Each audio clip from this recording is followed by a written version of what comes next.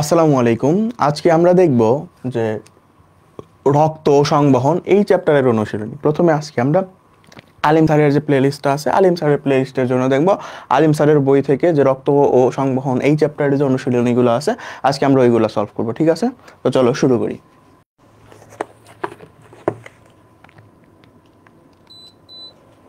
আচ্ছা, তো প্রথম প্রশ্নটা যদি আমরা খেয়াল করি, প্রথম প্রশ্নে কি বলা হয়েছে যে কোন রক্তকণিকা দেহে অ্যান্টিবডি তৈরি করে? বলো তো, কোন রক্তকণিকা দেহে অ্যান্টিবডি তৈরি করে? দেহে অ্যান্টিবডি তৈরি করে হচ্ছে আমাদের এই যে লিম্ফোসাইট আছে এইটা। ঠিক আছে, তো এখন বাকি যে তিনটা অপশন আছে, নিউট্রোফিল, বেজোফিল, ইওসিনোফিল, এদের কাজ কি? এই যে ইওসিনোফিল এ কাজ করে হচ্ছে অ্যালার্জি এবং প্যারাসাইটের বিরুদ্ধে। আমাদের বডিতে যদি বা রক্তে যদি কোনো প্যারাসাইট প্রবেশ করে বা অ্যালার্জি তৈরিকারী কোনো কিছু প্রবেশ করে, তখন তার বিরুদ্ধে কাজ করে হচ্ছে আমাদের এই ইওসিনোফিল, অর্থাৎ অ্যালার্জিক রিয়াকশন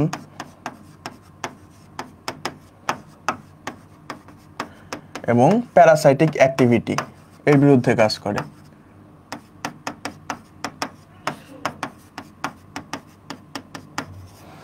তারপরে আসো বেজোফিল। বেজোফিল কি করে? বেজোফিল হচ্ছে হেপারিন এবং হিস্টামিন ক্ষরণ করে। হেপারিন কি? হেপারিন হচ্ছে একটা অ্যান্টিকোয়াগুলেন্ট।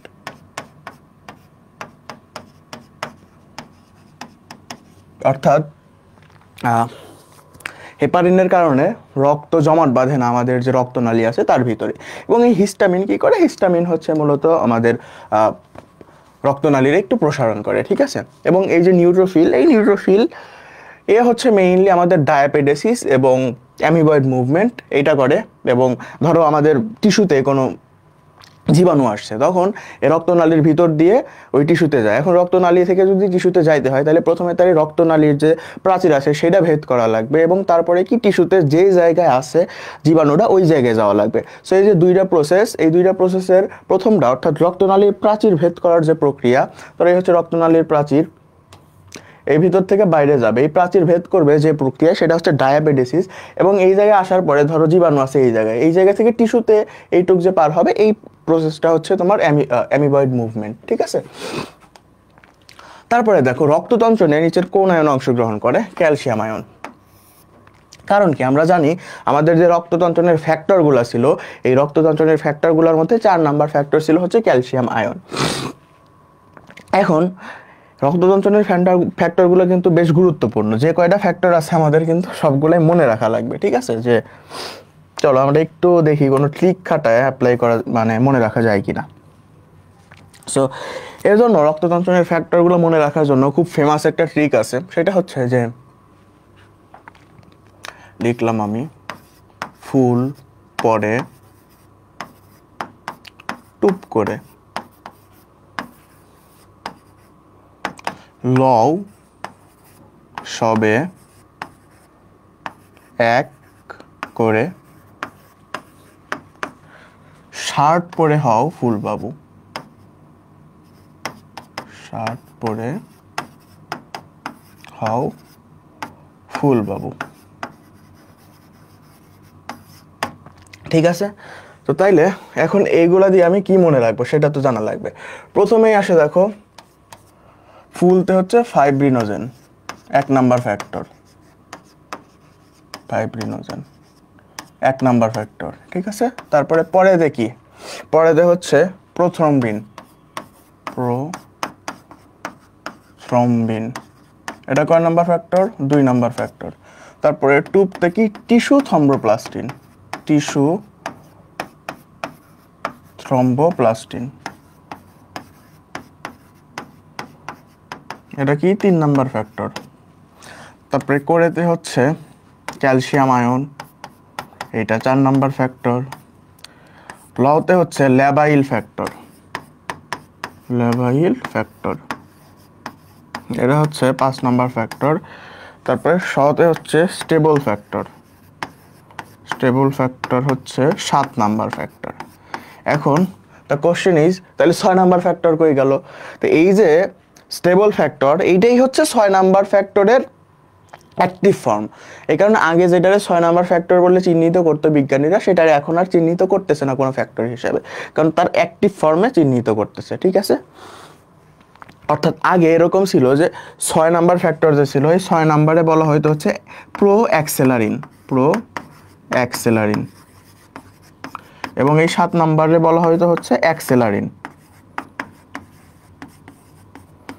অর্থাৎ এই যে প্রো অ্যাক্সেলারিন মানে অ্যাক্সেলারিনের আগের স্টেজ, তো এটা অ্যাক্টিভ হইলে অ্যাক্সেলারিন হইতো। এই কারণে এখন বাদ দিয়ে দিছে যে দুইটা তো একই জিনিস আসলে, আলটিমেটলি দুইটা রেখে কি লাভ, ঠিক আছে। এই কারণে কোনো 6 নাম্বার ফ্যাক্টর নাই, আছে হচ্ছে 7 নাম্বার ফ্যাক্টর। তারপরে কি একতে হচ্ছে অ্যান্টি হিমোফিলিক ফ্যাক্টর, হিমোফিলিক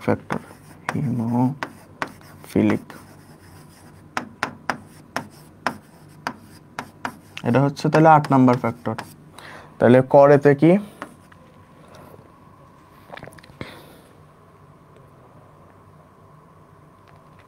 লও সবে এক করে, আয় হায়, ক্রিসমাস ফ্যাক্টর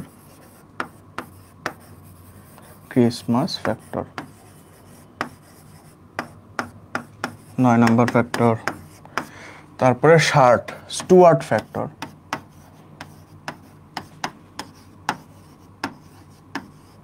এটা তাহলে কয় হলো 10।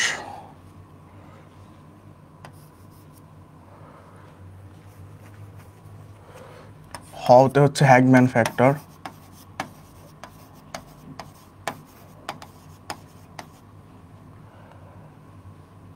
এটা হচ্ছে তোমার 12। তাহলে বাদ থাকলো কত 13, ফুলবাবু। এবং পরেতে হচ্ছে তোমার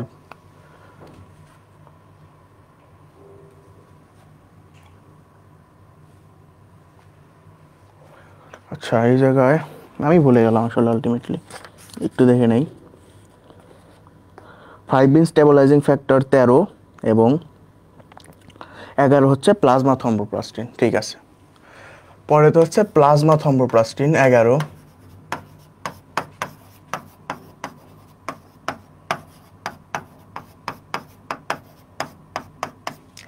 এবং ফুলবাবুতে হচ্ছে ফাইব্রিন স্টেবিলাইজিং ফ্যাক্টর,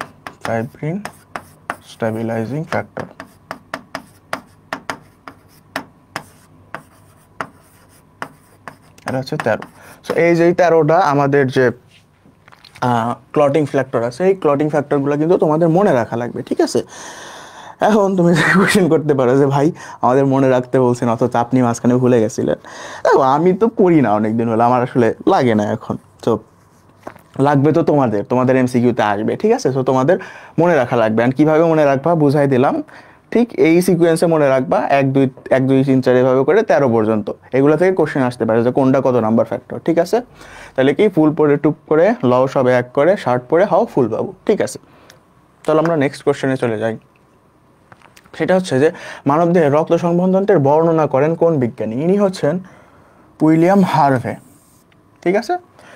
মোট দৈহিক ওজনের কত শতাংশ রক্ত? আমাদের মোট দৈহিক ওজনের 7 থেকে 8% রক্ত, এবং এটা যদি আমি পরিমাণে প্রকাশ করি তাহলে কত হবে?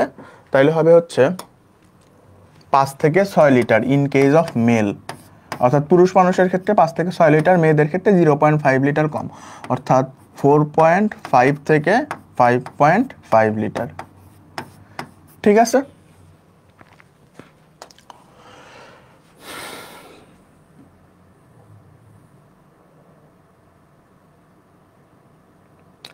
তারপরের কোশ্চেন কি আছে? রক্তের পিএইচ এর মান কত? এটা বাচ্চা জানতে হয়। রক্তের পিএইচ এর মান হচ্ছে 7.35 থেকে 7.45, অ্যান্ড এটা যদি আমরা গড় মান বলি যে গড় মান কত, তাহলে হবে হচ্ছে 7.40। নিচের কোনটি প্লাজমা প্রোটিন নয়? এই দেখো এই জায়গায় দুইটা অ্যান্সার আছে, একটা হচ্ছে সাইটোক্রোম সি, এটা একটা প্লাজমা প্রোটিন না, এবং আরেকটা আছে হচ্ছে ক্রিয়েটিন, ঠিক আছে।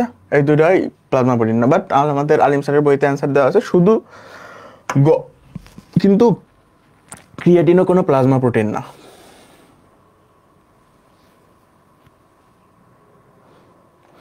প্লাজমা প্রোটিন তাহলে কি কি আছে? প্লাজমা প্রোটিন আমরা মনে রাখবো, একটা ছন্দ আছে, সেটা হচ্ছে GPA5। ধরো তুমি GPA5 পাইতে চাও না, এই GPA5 দিয়ে প্লাজমা প্রোটিন মনে রাখতে পারো। জিতে কি? জিতে হচ্ছে গ্লোবিউলিন। তারপরে পিতে কি? পিতে হচ্ছে প্রথ্রম্বিন।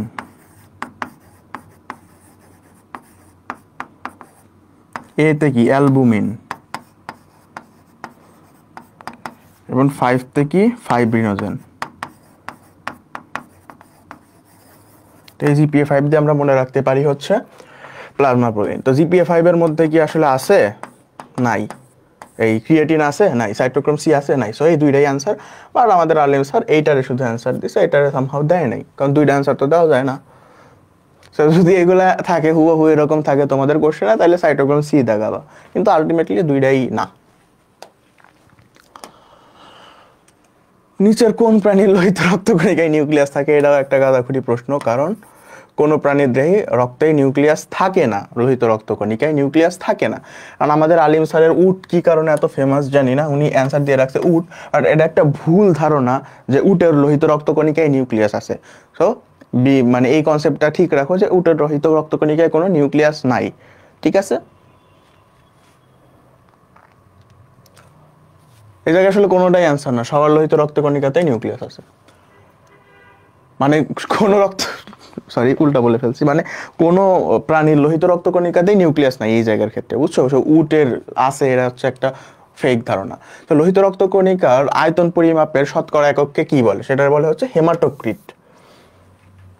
করোনারি ধমনীতে রক্ত সংবহন করে, করোনারি ধমনী কোথায়? এই যে হৃৎপিণ্ডে, ঠিক আছে? তাই এখন বাকিগুলার অ্যান্সারও একটু জানি আমরা। তাহলে যকৃতে যে ধমনী রক্ত সংবহন করবে তারে কি বলবো আমরা? সেটা হচ্ছে হেপাটিক আর্টারি বা হেপাটিক ধমনী, হেপাটিক ধমনী, ঠিক আছে? তাহলে ফুসফুসে যে করবে তার নাম কি হবে? তার নাম হচ্ছে পালমোনারি ধমনী বা পালমোনারি আর্টারি, পালমোনারি আর্টারি বা ধমনী। আর বৃক্কে যে করবে তার নাম কি হবে? রেনাল আর্টারি, রেনাল আর্টারি বা রেনাল ধমনী, ঠিক আছে? তারপরে দেখো কোশ্চেন, অলিন্দের ডায়াস্টল অর্থাৎ অ্যাট্রিয়ামের ডায়াস্টলে কত সময় লাগে? সো অ্যাট্রিয়ামের ডায়াস্টলের আগে হচ্ছে 0.7 সেকেন্ড। তো তাহলে আমরা বাকি তিনটাও জেনে নেই। প্রথমে আসো, অ্যাট্রিয়ামের ডায়াস্টলে যদি 0.7 সেকেন্ড থাকে, তাহলে অ্যাট্রিয়ামের সিস্টল, এই অ্যাট্রিয়ামের সিস্টলে কত সময় লাগবে বলো তো? 0.1 সেকেন্ড। কারণ আমরা কি জানি, কার্ডিয়াক সাইকেল বা হৃদচক্রের টোটাল টাইম কত? হৃদচক্রের টোটাল টাইম হচ্ছে 0.8 সেকেন্ড। তো 0.8-এর মধ্যে যদি 0.7 সেকেন্ড হচ্ছে তোমার ডায়াস্টলের আগে, অ্যাট্রিয়াল ডায়াস্টলে, তাহলে অ্যাট্রিয়াল সিস্টলে কত লাগবে? 0.1 সেকেন্ড। তাহলে এখন আরেকটা থাকলো ভেন্ট্রিকল, তাহলে ভেন্ট্রিকলের সিস্টলে কত লাগে? ভেন্ট্রিকলের সিস্টলের আগে হচ্ছে 0.3 সেকেন্ড এবং ভেন্ট্রিকলের ডায়াস্টলের আগে হচ্ছে 0.5 সেকেন্ড।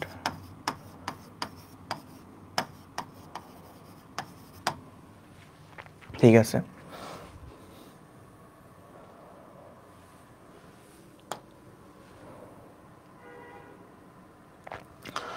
বাম নিলয়, মহাধমনী, অঙ্গতন্ত্র, মহাশিরা, ডানলিন্দ, ঠিক আছে? এখন এইটা কিসের পথ, কোন গতিপথ? দেখো, বাম নিলয় মানে কি? আমাদের লেফট ভেন্ট্রিকল, লেফট ভেন্ট্রিকল থেকে মহাধমনী মানে অ্যাওর্টা, অ্যাওর্টার মাধ্যমে অঙ্গতন্ত্র, তারপরে মহাশিরা, তারপরে আবার বা সুপিরিয়র ভেনা কেভা, তারপরে রাইট অ্যাট্রিয়ামে ফিরে আসতেছে। তার মানে এটা কি সিস্টেমিক সংবহন তন্ত্র। নিচের কোন ক্রমটি সঠিক? Sinoatrial note, atrioventricular note, Purkinje তন্তু না, পার্কিনজি তন্তু সবার লাস্টে থাকবে। আবার এই জায়গায় বান্ডেল অফিস আগে, এটাও না, এটাও না। সো অ্যান্সার হবে খ নাম্বার। সাইনোঅ্যাট্রিয়াল নোট থেকে যাবে অ্যাট্রিওভেন্ট্রিকুলার নোটে, অ্যাট্রিওভেন্ট্রিকুলার নোট থেকে বান্ডেল অফিস, সেখান থেকে পার্কিনজি তন্তুতে। অর্থাৎ এটা কি আমাদের যে ইলেকট্রিক সিগন্যালগুলো আছে হৃৎপিণ্ডের, সেইগুলা হচ্ছে কোথা থেকে কোথায় যাইতেছে, এই ক্রম, ঠিক আছে? তো হেপারিন তৈরি ও নিঃসরণ করা কাজ কার কাজ? এটা হচ্ছে আমাদের বেজোফিলের কাজ, আমরা আগেই পড়ছিলাম। মনোসাইট কি করে? মনোসাইট হচ্ছে ফ্যাগোসাইটোসিস করে, ফ্যাগোসাইটোসিস অর্থাৎ জীবাণু ভক্ষণ করে। তারপরে লিম্ফোসাইটের কাজ তো কি? অ্যান্টিবডি উৎপাদন করা, সেটা আমরা দেখছি অলরেডি। তো হৃদযন্ত্রের রোগ নিয়ন্ত্রণের প্রাথমিক পরীক্ষা কোনটি? সেটা হচ্ছে ইসিজি। ইসিজি দিয়ে হচ্ছে প্রাথমিক রোগ নির্ণয় করা হয়। তাহলে অ্যানজিওগ্রাম দিয়ে কি করা হয় বলো তো? অ্যানজিওগ্রাম, অ্যানজিওগ্রাম হচ্ছে, অ্যানজিও শব্দের অর্থ কি? ভেসেল বা কন্টেইনার, অর্থাৎ যে রক্তনালিকা আছে সেগুলোরে বলা হচ্ছে অ্যানজিওগ্রাম। তাহলে অ্যানজিওন। সো এই অ্যানজিও অর্থাৎ ভেসেলের মধ্যে, রক্তনালিকার মধ্যে যদি কোনো ব্লকেজ সৃষ্টি হয়, সেইটা বের করার জন্য আমাদের অ্যানজিওগ্রাম তৈরি করা হয়, ঠিক আছে? তারপরে exercise tolerance test, exercise tolerance test বা ইটিটি করা হয় যে হৃৎপিণ্ডের কার্যক্ষমতা বোঝার জন্য, যে হৃৎপিণ্ড কতটুকু কার্যক্ষমতা। আর এই যে আমাদের লিপিড প্রোফাইল করা হয় হচ্ছে যে আমাদের বডিতে যে কোলেস্টেরলের মাত্রাগুলো আছে সেইগুলো বের করার জন্য, অর্থাৎ হার্ট অ্যাটাকের ঝুঁকি কতটুকু আছে সেটা বের করার জন্য। এছাড়াও আছে হচ্ছে বিএনপি টেস্ট, ব্রেইন নাট্রিউরেটিক পেপটাইড। এই বিএনপি টেস্ট কেন করা হয়? এটা করা হয় হচ্ছে হার্ট ফেইলিওর সম্পর্কে শিওর হওয়ার জন্য, হার্ট ফেইলিওর। এবং মায়োকার্ডিয়াল ইনফার্কশন বা হার্ট অ্যাটাক বা মায়োকার্ডিয়াল ইনফার্কশন, এটা সম্পর্কে শিওর হওয়ার জন্য করা হয় হচ্ছে ট্রপোনিন 1 টেস্ট। ট্রপোনিন অন না, ট্রপোনিন আই টেস্ট, ঠিক আছে। তারপরের প্রশ্ন দেখি আমরা যে থাইমাসের অনাক্রম্যতামূলক কাজের ভূমিকা সম্পর্কে বিবরণ দেন সর্বপ্রথম কোন বিজ্ঞানী? এটা হচ্ছে জ্যাকুয়েস মিলার।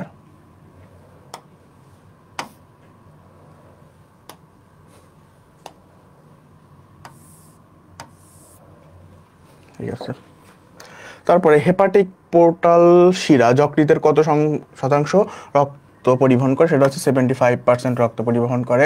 এবং বাকি যে 25% আছে, বাকি 25% কার মাধ্যমে দেয়? সেটা হচ্ছে হেপাটিক আর্টারি বা যকৃত ধমনীর মাধ্যমে। সর্বপ্রথম কৃত্রিম হৃৎপিণ্ড আবিষ্কার করেন কোন বিজ্ঞানী? ইনি হচ্ছে রবার্ট জার্ভিক। একজন পূর্ণবয়স্ক পুরুষের দেহে কি পরিমাণ রক্ত থাকে? 5 থেকে 6 লিটার। এটা আমরা একটু আগেই দেখছি। আর পূর্ণবয়স্ক নারীর দেহে কতটুকু থাকে? 4.5 থেকে 5.5 লিটার।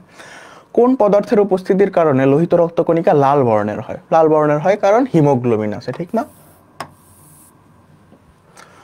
তারপরে মানবদেহে লোহিত রক্তকণিকায় বিদ্যমান সামগ্রিক লৌহের পরিমাণ কত? আমরা জানি কি আরবিসি থেকে হচ্ছে তোমার কি আয়রন থাকে, সো এই আয়রনের সামগ্রিক সব লোহিত রক্তকণিকা থেকে তুমি যদি আয়রন বের করো টোটাল হচ্ছে আমরা 25 গ্রাম পাবো। সো কোন গ্যাস রক্তনালীর সংকোচনের জন্য সংকেত প্রদান করে? এটা হচ্ছে হাইড্রোজেন সালফাইড গ্যাস, ঠিক আছে।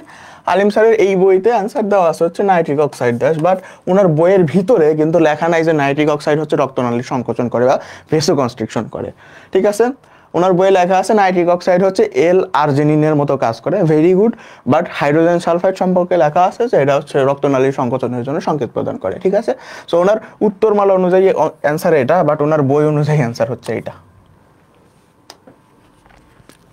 নিচের কোনটিকে দেহের ভ্রাম্যমাণ প্রতিরক্ষাকারী ইউনিট বলা হয় বা একক বলা হয়? সেটা হচ্ছে লিউকোসাইট। ভ্রাম্যমাণ কেন? কারণ ভ্রাম্যমাণ মানে হচ্ছে মোবাইল, সে এক জায়গা থেকে আরেক জায়গায় চলাফেরা করতে পারে, মুভমেন্ট করতে পারে, এক জায়গা থেকে আরেক জায়গায় গিয়ে সে হচ্ছে তোমার না কাজ করে, অর্থাৎ প্রতিরক্ষা করে। যেমন তোমরা মোবাইল কোর্টের নাম শুনছো কিংবা মোবাইল লাইব্রেরি দেখছো, যে ভ্রাম্যমাণ লাইব্রেরি যেগুলো আছে, ইয়েতে করে তোমার হচ্ছে গাড়িতে করে বই নিয়ে যায়, এক একদিন এক এক জায়গায় গিয়ে হচ্ছে বই বিতরণ করে। তারপরে মোবাইল কোর্ট বা ভ্রাম্যমাণ কোর্ট, সেটা গাড়ি নিয়ে হচ্ছে তোমার বিভিন্ন জায়গায় গিয়ে তারপরে ওনারা বিচার করে বা বিভিন্ন জায়গায় হচ্ছে যে অন্যায় হইতেছে সেগুলো প্রতিরোধ করে, ঠিক আছে। ঠিক সেরকমই আমাদের যেই লিউকোসাইট আছে, সো লিউকোসাইটগুলো কি করে বিভিন্ন জায়গায় গিয়ে দেহের তারা হচ্ছে রোগ প্রতিরোধ করে, অর্থাৎ জীবাণুরে মেরে ফেলে, আমাদের শরীরে ইমিউনিটি দেয়। সো কোন ধরনের শ্বেত রক্তকণিকা সর্বাধিক পরিমাণে থাকে হচ্ছে আমাদের দেহে? নিউট্রোফিল।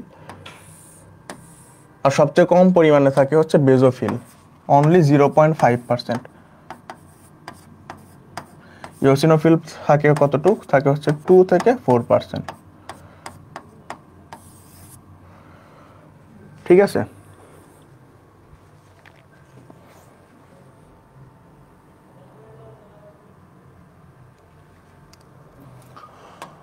তারপরে হার্টের কোন সমস্যার সময় থ্রম্বোলাইটিক থেরাপি দেওয়া হয়? হার্ট অ্যাটাক হলে থ্রম্বোলাইটিক থেরাপি দেওয়া হয়। সেই প্রবলেম হচ্ছে এখানে জায়গায়।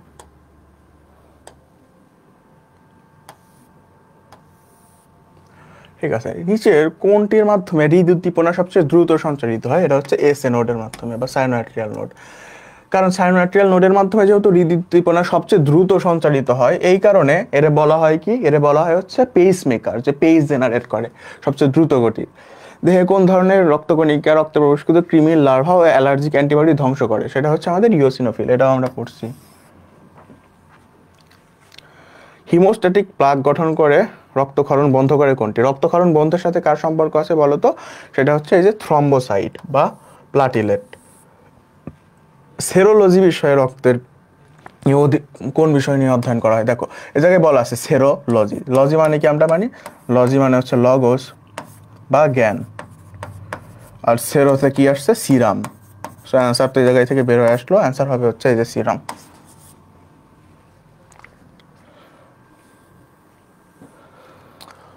বহুপদী সমাপ্তিসূচক প্রশ্ন। আচ্ছা এর আগে একটা কোশ্চেনের অ্যান্সার দিয়ে দিই, হোয়াট ইজ সিরাম? তোমরা কি জানো সিরাম কি?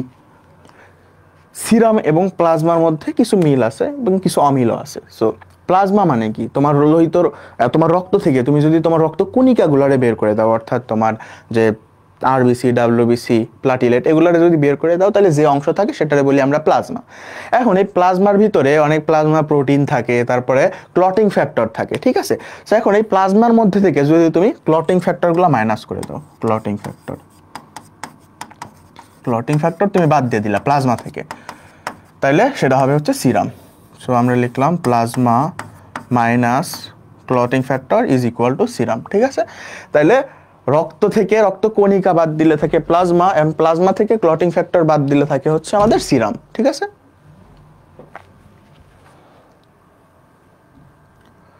সো এই সিরাম আমরা কখন পাই? ধরো তোমার শরীরে কেটে গেল কোনো জায়গায়, অল্প একটু কেটে গেছে, কেটে যাওয়ার পরে কি ওই জায়গায় হচ্ছে রক্ত তঞ্চন হয়েছে, রক্ত তঞ্চন হওয়ার পরে দেখবে কিছু হলুদ হলুদ পদার্থ বের হয়ে আসছে, ওইটাই হচ্ছে সিরাম। দেখো রক্ত যেহেতু তঞ্চন হয়েছে, তাহলে রক্ত এই জায়গায় জমাট বাঁধার কারণে কি রক্ত জমাট বাঁধার যে ফ্যাক্টরগুলো আছে, অর্থাৎ ক্লটিং ফ্যাক্টর, ওগুলো অলরেডি কাজে লেগে গেছে, কাজে লেগে যাওয়ার পরে ওটা বের হয়েছে। তার মানে কি ওর ভিতর কি ক্লটিং ফ্যাক্টর আছে? নাই, কারণ এটা তো অলরেডি ইউজ হয়ে গেছে, ঠিক না? সো ওইটা হচ্ছে সিরাম। তারপরে দেখো বহুপদী সমাপ্তিসূচক প্রশ্ন আছে। স্বাভাবিক অবস্থায় রক্তনালীতে রক্ত জমাট না বাঁধার কারণ কি? রক্ত প্রচন্ড গতিতে অবিরাম প্রবাহ করে, ট্রু। রক্তে হেপারিন নামক উপাদান থাকে যেটা হচ্ছে অ্যান্টিকোয়াগুলেন্ট, অর্থাৎ রক্ত জমাট বাঁধতে দেয় না, এটাও ট্রু। রক্তনালীর ভিতরের প্রাচীর অমসৃণ থাকে, এটা ফলস কিন্তু, অর্থাৎ রক্তনালীর ভিতরের প্রাচীর কি থাকে? মসৃণ থাকে। সো এটা ফলস। সো অ্যান্সার হবে কি 1 ও 2 ক।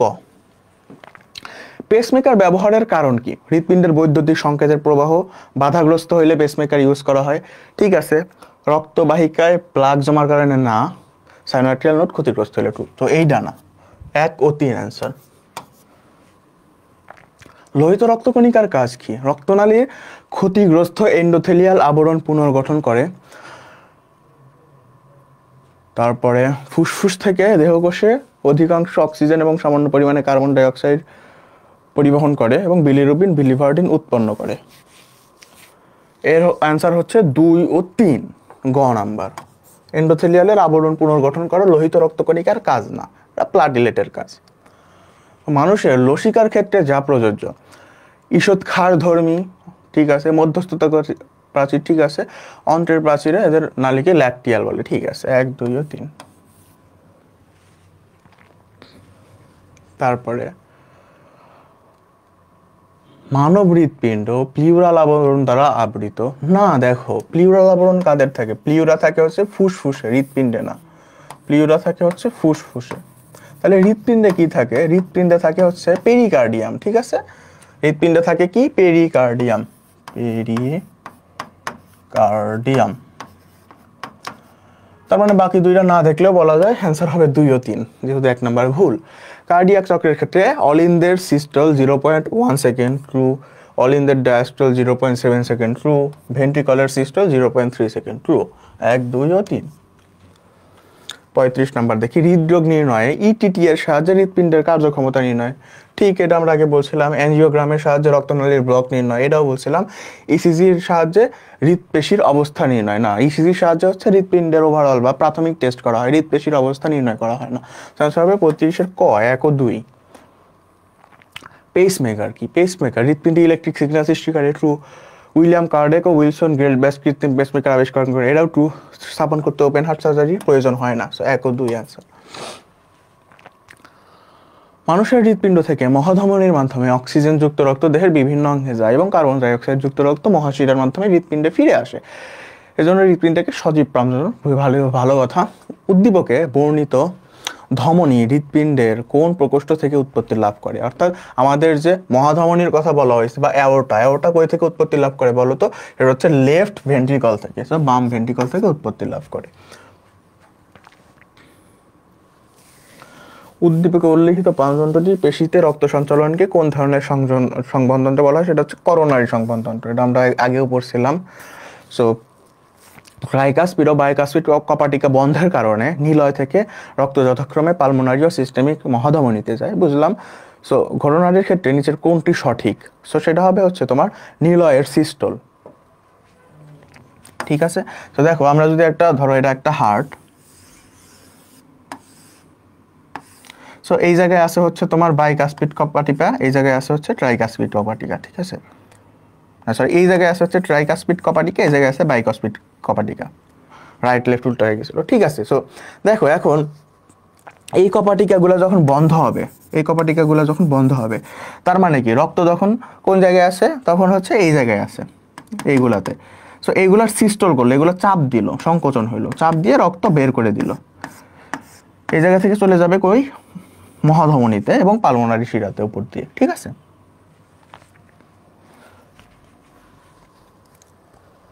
উদ্দীপকে উল্লিখিত কপাটিকা যদি বন্ধ থাকে যে ধাপে, সো এই জায়গায় যখন সিস্টল হচ্ছে, অর্থাৎ তোমার নিলয়ের সিস্টল, ভেন্ট্রিকলের সিস্টল, এরা যেহেতু চাপ দিচ্ছে এই জায়গায় যখন চাপ দিচ্ছে, এটা ভেন্ট্রিকল চাপ দিচ্ছে, এই জায়গায় অফ থাকতেছে, অর্থাৎ ভেন্ট্রিকলে যদি সিস্টল হয় তাহলে একই সময়ে ঠিক সেম টাইমে কি হবে, এই যে অ্যাট্রিয়ামের ডায়াস্টল হবে বা অ্যাট্রিয়াম প্রসারিত থাকবে। আমি কিন্তু আঁকাইছি এইভাবে, দেখছো অ্যাট্রিয়াম দুইটা প্রসারিত আছে এখন। এর কারণ কি, এখন এই জায়গায় হচ্ছে রক্ত ফিল আপ হবে, এই জায়গায় রক্ত আসবে সুপিরিয়র ভেনা ক্যাভা থেকে এবং তোমার হচ্ছে পালমোনারি ভেইন থেকে, এবং বের হয়ে যাবে হচ্ছে তোমার সিস্টলের মাধ্যমে ভেন্ট্রিকলগুলো থেকে। ঠিক আছে, সো দেখছো শেষ। এই হচ্ছে আলিম স্যারের বইয়ের যে অনুশীলনী শেষ ছিল, সেটাও আজকে আমরা শেষ করে ফেললাম। তো দেখা হবে নেক্সট ভিডিওতে, অর্থাৎ শ্বসন ও শ্বাসক্রিয়া এই চ্যাপ্টারের যে অনুশীলনীগুলো আছে সেগুলো নিয়ে। বেস্ট অফ লাক, ভালোভাবে পড়াশোনা করো, মেডিকেলে চান্স পাও, দোয়া করি। আসসালামু আলাইকুম।